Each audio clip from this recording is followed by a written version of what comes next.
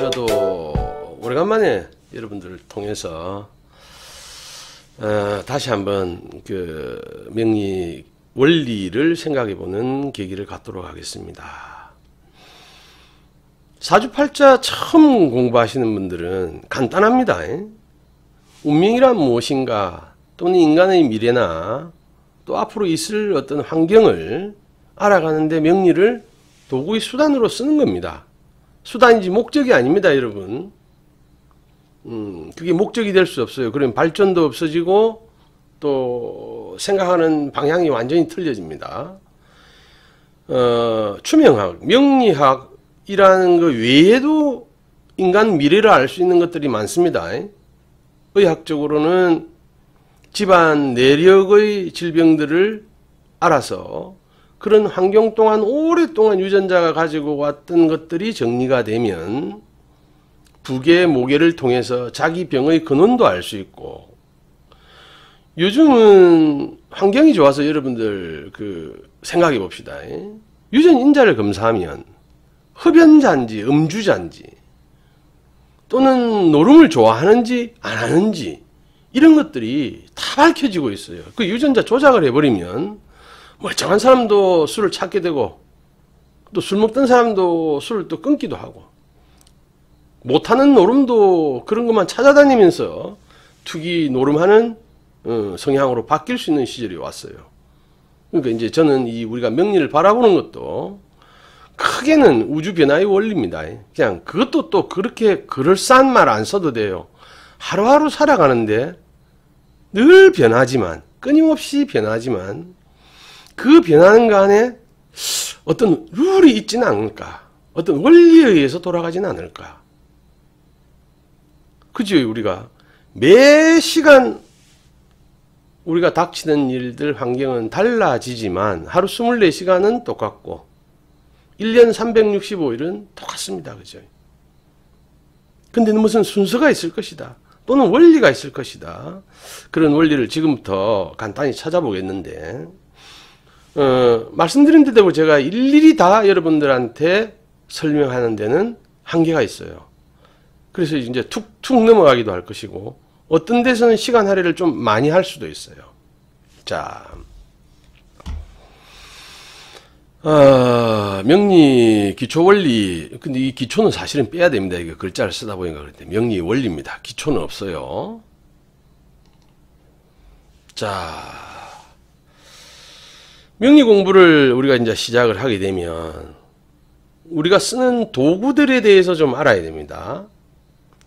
예를 들어서 치과에 가면 치과에서 쓰는 도구들이 싹 세팅이 되어 있고, 미술 학원에 가면 미술 도구들이 세팅이 되어 있듯이 우리는 저희들이 앞으로 공부해서 쓸 도구들에 대해서 익숙해져야 돼요.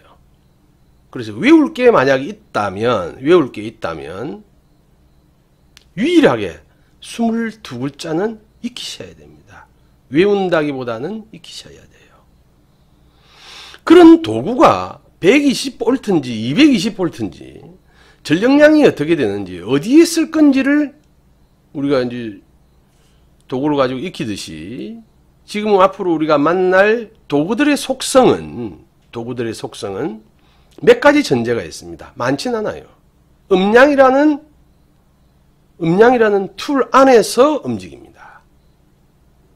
결국 우리가 쓰는 거는 천간에 있는 10개의 글자와 지지에 있는 12개의 글자들을 통해서 시간과 공간과 인간관계를 대응하고 대입하고 이해하고 거기서 추론해내는 겁니다. 명을 알아맞추는 게 아니고 추명, 물론 일본에 쓰는 말이면 명을 추리하는 거예요. 어떠한 흐름에 의해서 우리가 유전 정보를 가지고 그 사람의 성향을 파악해내고, 또 여러분들 보면 요즘에는 설문지법을 통해서 교육학적인 측면에서 여러 가지 인간의 속성, 속성이라 하면 그렇습니다만은 각자 개인이 가지고 있는 성향적인 특성을 살펴보고 거기에 맞는 또 그거에 의해서 연구된 바에 의해서 학습법이라든지 교우 관계라든지 또 직업이라든지 진로라는 문제에서도 응용해 갑니다. 다양한 방법들이 있지 않습니까? 근데 이게 이제 명리학은 대전제가 그냥 22개밖에 없어요. 글자가. 그런데 그 22개의 글자를 마음이 급하다고 먼저 들어가면 좀 혼란이 올 수 있어요. 혼란이라기보다는 바둑으로 따지면 급수의 진급이 조금 늦어져요. 그래서 이해하는 방법이 뭐부터 알아야 되느냐. 여기 지금 제가 화면에 보면 우리가 배우는 역학, 여기에 태극이 있으니 이것이 양의를 낳는다. 주역기사전에 나오는 이야기인데, 모든 존재와 가치의 근원이 되는 궁극적 실체다. 명리학에서는 그렇게 본다는 거예요. 성리학에서도 그렇게 봅니다. 동양철학의 기본은 이렇게 모든 것들이 음양이라는 그 전에 무극이 있고 태극의 단계로 오면서 실체적으로 존재하는, 그러니까 우리가 느낄 수 있는 기적인 작용, 더 나아가면 눈으로 관찰할 수 있는 거, 만질 수 있는 거, 존재하는 거의 기본을, 그래서 궁극적 실체라고 했죠. 존재하는 모든 것들은 그 기운을 음과 양으로 나눌 수 있다. 그런데 그냥 음양으로 나누어지는 게 아니고 그 안에는 상대적이라는 개념이 들어갑니다. 음양을 다른 말로 보시면 이렇게 하면 돼요. 주인과 손님으로 이해해 보도록 한번 생각해 보세요. 내가 남의 집에 갈 때는 내가 손님이고 그 집에 있는 사람이 주인이 되겠지요. 주인이 될 겁니다. 근데 각도에 따라 달라요. 낮일을 낮에 나가서 일하는 사람은 나하고 자기하고의 관계가 주인이 되고, 그러니까 밤이 오히려 손님이 될 수 있는데, 밤에 일하시는 분 입장에서는 밤이 주인이 될 수 있어요.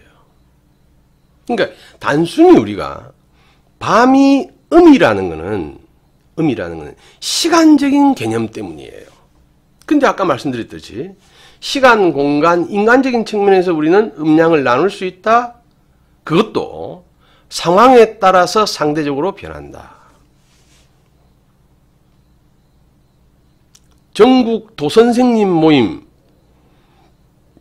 우리는 밤손님이라 하는 도둑님들 모임에 있다면 거기에는 주인이 누구예요? 도둑이 주인이에요. 만약 거기 일반인이나 경찰관들이 참석한다면 그 사람들은 손님입니다.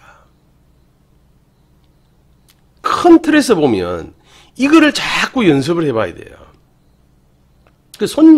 주인이 무엇이고 손님이 무엇인가를 구분하는 것은 음양을 이해하는 데 도움이 됩니다. 그래서 동양에서는 주인의 도와 손님의 도를 나눠 구분해 놨어요. 일반적인 거죠. 우리가 누군가를 방문했을 때 손님은 어떤 도로 거기서 머물러야 되고 주인은 어떤 도로서 어떤 방법으로 손님을 대접해야 되는지가 있지 않습니까? 근데 그건 언제든지 우리는 이 공부를 하면서 헷갈리는 게 뭐냐? 밤은 음이다라고만 알면, 여러분 이 공부하는 데서의 한계가 바둑으로 따지면 상급, 4급이 진급하기가 어려워요. 이제 여러분들은 꿈꾸시면서 바둑이 18급부터 시작했다면 16급, 나중에 궁극적으로 8급, 7급, 지금 여러분들은 이제 그 정도는 넘는다고 보고, 자, 그렇다면 결국은 1, 2급을 넘어서서 1단, 2단, 3단으로 가셔야 되는, 그래야 이 공부의 묘미를 이제 그 정도가 돼야 안단 말입니다. 바둑의 맛을 한 3, 4급 되면 안다 그래요. 재미를. TV를 봐도 이해도 되고. 여러분들이 빨리 3, 4급까지 진전하기 위해서는, 이제 오늘은 이 반이 처음 대하시는 분들이라고 보고 하는 겁니다. 역학에 입문하신 지가 얼마 안 됐고 또 올해는 됐지만 그냥 동네 구경만 하다가 역학의 실체가 무엇인지를 아직까지 깊이 있게 안 해보신 분들에 대한 우리가 같이 하는 공부니까 여러분들 수준을 강의 내용을 하향했다고 섭섭해 하시면 안 돼. 어쨌든 중요한 거는 그렇게 빨리 진도를 내기 위해서는 이거는 뭐 급하다는 건 아니에요. 그러나 궁극적인 실체에 도달하기 위해서는 음양이 가지고 있는 메시지가 뭔지를 한 번 더 점검해 보셔야 됩니다. 음양이 정해져 있다고 아는 순간 이 공부의 그 어려움에 딱 봉착하게 돼요. 실전 해석에 정말 문제가 생길 수 있기 때문에 음양은 보는 각도에서도 달라진다. 꼭 시간만 가지고 대소의 차이만 가지고 밝기만 가지고 음양으로 나누는 게 아니다. 도선생님들의 입장에서는 빛이 음이에요. 자기들이 활발하게 움직여야 되는 시간은 밖에 어떻게 해야 된다? 어두워야 돼. 사물을 그러니까 12개 지지와 천간에 있는 10개의 음양으로 우리가 배우게 됩니다. 음이다 양이다. 이게 고착화되면 해석에서 문제가 생겨요. 그러니까 대근한 예로 우리가 갑이라면은 그 주인, 사장, 힘 있는 사람, 능력자 또는 폭군으로 이해하게 되고 을 잃으면 뭔가 이게 표준말은 아닙니다만은 여불대기에 붙어서 힘이 없는 사람 이렇게 생각해져요. 그래서 어떤 사람은 왜 자기가 멋진 양간이 아닌지 탓하는 사람이 있어요. 물론 탓한다고 바뀔 팔자는 없지만 그래서 그런 경우를 대비해서 음양이라는 게 때로는 주인의 손님과 같이 바뀔 수도 있다. 내가 지금은 주인이지만 입장이 바뀌면 내가 손님이 될 수도 있다.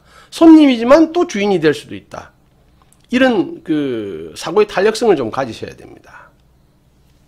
아무튼 이제 그렇게 음양이라는 부분에서만 가지고도 좋은 책들이 많이 나와 있어요.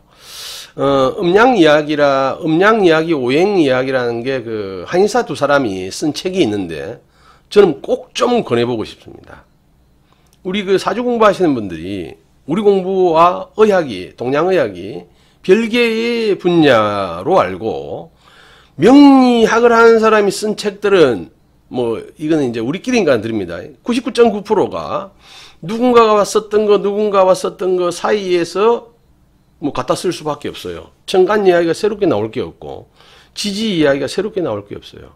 그리고 활자라는 게 한계가 있어서 거기에 책으로는 다 못 담습니다. 이제 그런 부분을 잘 정리해 놓은 친구들이 그 하도 오래돼서 지은 일을 잊어버렸는데 뭐 음양 이야기라고 있을 겁니다. 오행 이야기. 한의사 두 양반이 지은 게 있어. 꼭 권합니다. 그거를 읽어보셔야 명리학을 공부하는 사람들이 왜 그런 부분에서는 놓치고 암기 형식으로 갑은 양이다, 을은 음이다 라고만 해놨는지. 그래서 명리하는 사람들의 수준이 상담을 할 때는 아이고 선생님 하지만 돌아서면 사주쟁이가 돼. 그래서 그런 부분에서 여러분들 꼭 한번 그 책을 권해드립니다.